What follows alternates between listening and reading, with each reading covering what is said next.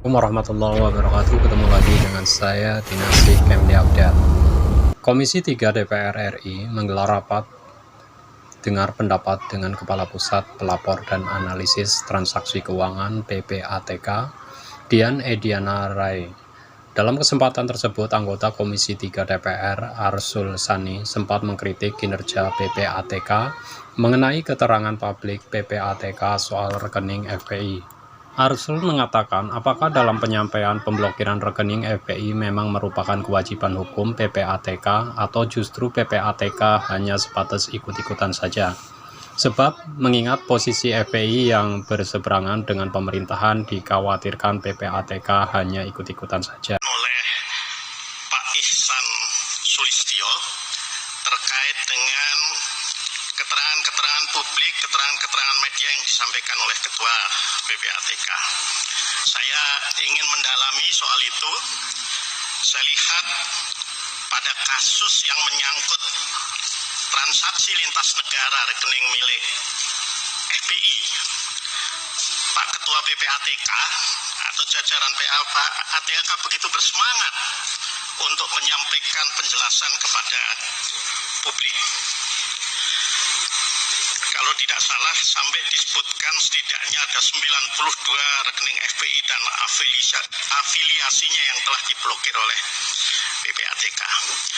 Saya tidak tahu persis apakah ini sebuah kewajiban hukum atau karena ini ikut-ikutan saja, ya, karena FPI ini kelompok yang katakanlah secara positioning politiknya berseberangan dengan pemerintah, ya, maka kemudian PPATK sebagai bagian dari atau lembaga yang ada dalam rumpun kekuasaan pemerintahan juga ikut merasa perlu juga ikut-ikutan untuk mendisklose banyak hal terkait dengan FPI.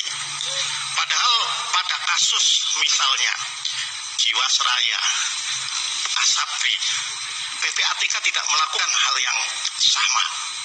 Ya, ini jadi concern kami, Pak, terus terang.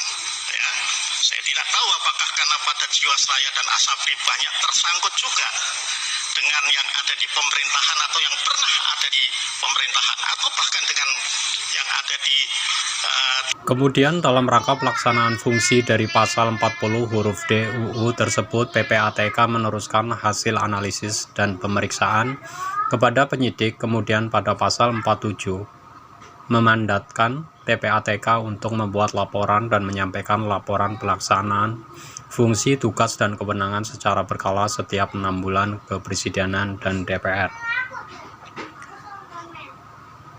Seperti diketahui, PPATK mengungkap telah melakukan pemeriksaan terhadap 92 rekening FPI dan pihak yang terafiliasi FPI. Hasil analisis tersebut sudah disampaikan PPATK ke Polri.